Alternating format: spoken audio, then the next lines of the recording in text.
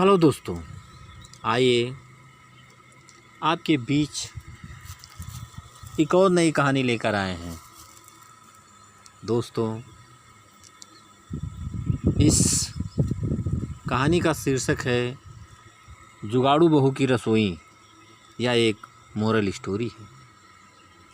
तो दोस्तों, चलिए हम आप लोगों को कहानी की तरफ ले चलते हैं। गांव के एक छोटे से कस्बे में एक संयुक्त परिवार रहता था। परिवार में दादी, बाबूजी, माँ जी, पिताजी और उनके छोटे भाई बहन के साथ नवीन और उसकी नवविवाहित पत्नी संध्या भी थी। संध्या पढ़ी लिखी, स्मार्ट और कुछ अलग सोचने वाली लड़की थी, लेकिन रसोई का अनुभव उसके पास बहुत कम था। शादी के बाद एक दिन दादी ने कहा, बहू, आज पूरा खाना तुम बनाओगी, देखेंगे कितनी सयानी हो। संध्या ने मुस्कुराकर हामी भर दी, लेकिन जैसे ही वह रसोई में पहुंची तो देखा गैस सिलेंडर आधा खाली था, सब्जियां बहुत कम थी, मसाले भी कुछ कुछ खत्म हो रहे थे और सबको समय पर खाना भी चाहिए था। दोस्तों, अब संध्या ने दिमाग लगाया। वह हार मानने वाली नहीं थी। उसने तय किया कि जुगाड़ से ही आज सबका पेट भरना है। पहला जुगाड़। सब्जियां कम थी। संध्या ने थोड़ी थोड़ी सब सब्जियों को मिलाकर मिक्स वेज बना दी। साथ में कुछ बेसन घोलकर वह सब्जियां पकौड़ों के रूप में भी तैयार कर दी। अब एक डिश तैयार थी। दूसरा जुगाड़। दाल भी कम थी। उसने मूंग और चने की दाल मिलाकर मिक्स दाल बनाई और उसमें ढेर सारे टमाटर, हल्के मसाले और घी डाल दिया ताकि स्वाद बढ़ जाए। तीसरा जुगाड़। चावल तो बहुत कम बचे थे। उसने चावल में ढेर सारी सब्जियां डालकर सब्जी पुलाव बना डाला। ऊपर से थोड़ा सा धनिया छिड़क दिया। महक इतनी शानदार कि सबके मुंह में पानी आ जाए। चौथा जुगाड़। रोटी के लिए आटा तो था, पर समय कम था। संध्या ने झटपट आटे में दही मिलाकर इंस्टेंट कुलचे बना दिए। न ज़्यादा बेलने की झंझट, न फुलाने की चिंता। पांचवा जुगाड़। मीठे के बिना खाना अधूरा, पर घर में न खोया था न ज़्यादा चीनी, तो संध्या ने थोड़ी सी बची चीनी में से गुड़ और तिल के लड्डू बना डाले। झटपट तैयार और सेहतमंद भी। आखिरकार आधे घंटे के भीतर संध्या ने 5 डिश तैयार कर दी, वह भी स्वादिष्ट और चटपटे अंदाज में। जब खाना परोसा गया तो दादी, बाबूजी और सबसे पहला निवाला लिया और आश्चर्य से बोले, अरे वाह बहू, इतना बढ़िया खाना और इतनी जल्दी।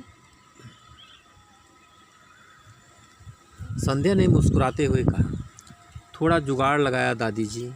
दादी ने हंसते हुए आशीर्वाद दिया, सच में तू तो हमारी जुगाड़ू बहू है। उस दिन से संध्या का नाम पूरे परिवार में जुगाड़ू बहू पड़ गया और उसकी रसोई के किस्से आस पड़ोस तक फैल गए।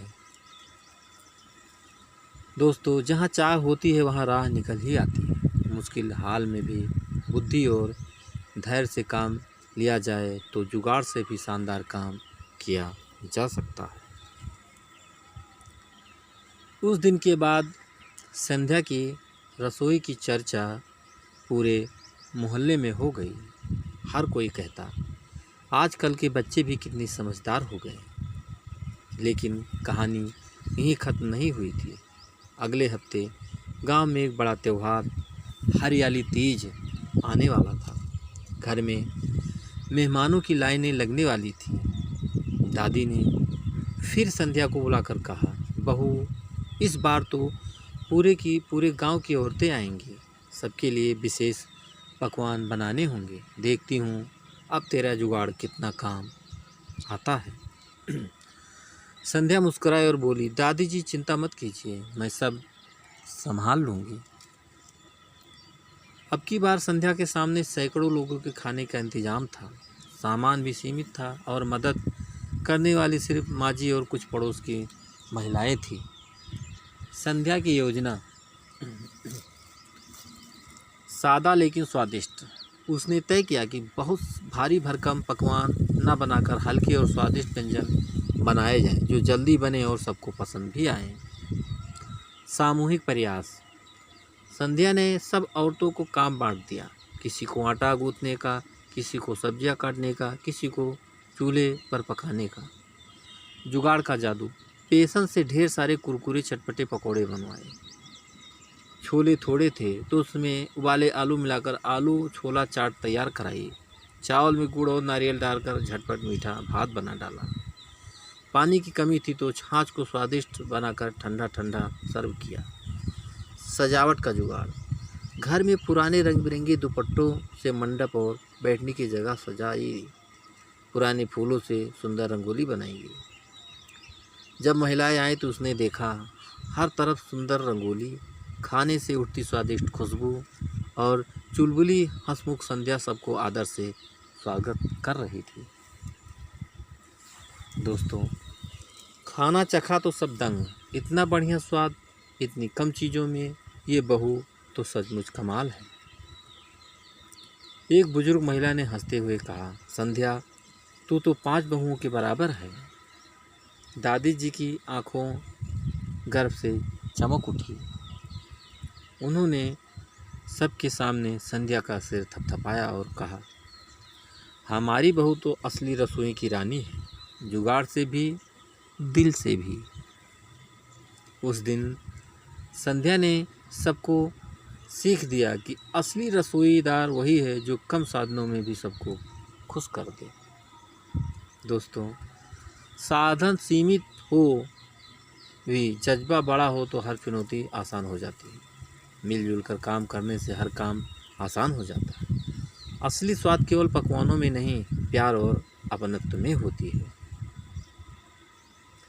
त्योहारों के बाद संध्या गांव में मशहूर हो गई थी। हर कोई उसे जुगाड़ू बहू कहकर बुलाता। एक दिन दादी जी ने प्यार से कहा, बहू तेरा हुनर सिर्फ हमारे घर तक सीमित रहे, इसे पूरे गांव के भले के लिए इस्तेमाल कर। संध्या को भी यही बात दिल में लगी। उसने सोचा, अगर मैं दूसरी महिलाओं को भी कम संसाधनों में स्वादिष्ट खाना बनाना सिखा दूं तो कितना भला होगा। संध्या ने घर के पीछे एक बड़ा सा आंगन साफ करवाया, वहीं कुछ चटाइयाँ बिछा दी, पुराने स्टोव और मिट्टी के चूल्हे मंगवाए और एक तख्ती लगाई। जुगाड़ू रसोई प्रशिक्षण केंद्र, कम संसाधन ज़्यादा स्वाद। पहला क्लास। पहले ही दिन 10-15 महिलाएं आ गईं। संध्या ने सबसे पहले कहा, बहनों, रसोई में कला संसाधनों पर नहीं, आपके जज्बे पर निर्भर करती है। आज हमें सिखाने कम तेल में कुरकुरे पकौड़े कैसे बनते हैं। फिर उसने खुद बनाकर दिखाया कैसे बेसन को झागदार फेंट कर कम तेल में भी बढ़िया पकौड़े बना सकते हैं। सब ने दंग होकर देखा और सीखा। संध्या ने महिलाओं को सिखा दिया कि कैसे 5 से 6 मसालों से ही 20 तरह के स्वाद पैदा किए जा सकते हैं, कैसे बचे कुचे खाने से स्वादिष्ट व्यंजन तैयार किए जा सकते हैं, कैसे कम लकड़ी या गैस से भी जल्दी खाना पकाया जा सकता है, कैसे घर के बगीचों में खुद की सब्जियां उगाई जा सकती हैं। धीरे धीरे जुगाड़ू रसोई का नाम पूरे गांव में फैल गया। आसपास के गांवों से भी महिलाएं आने लगीं। कुछ ने तो अपने छोटे छोटे भोजनालय भी खोल लिए और अपनी आमदनी बढ़ाई। एक दिन गांव के प्रधान जी खुद आए और बोले, संध्या बहू, तुमने हमारे गांव की महिलाओं को आत्मनिर्भर बना दिया। हम तुम्हें गांव की रसोइयाँ विदुषी रसोई की विद्वता का सम्मान देना चाहते हैं। संध्या भावुक हो गई। उसने हाथ जोड़कर कहा, मैंने कुछ खास नहीं किया प्रधान जी, बस जो थोड़ा बहुत आता था उसे सबके साथ बांट दिया। दादी जी ने हंसते हुए कहा, बांटने से ही तो हुनर बढ़ता है बहू, तू हमारी शान है। दोस्तों, छोटा सा प्रयास भी अगर दिल से किया जाए तो बड़ा परिवर्तन ला सकता है। ज्ञान और हुनर तभी सार्थक है जब उन्हें दूसरों के साथ बांटा जाए। जुगाड़ केवल परिस्थिति से समझौता नहीं, बल्कि बुद्धिमानी से समस्या का समाधान भी है।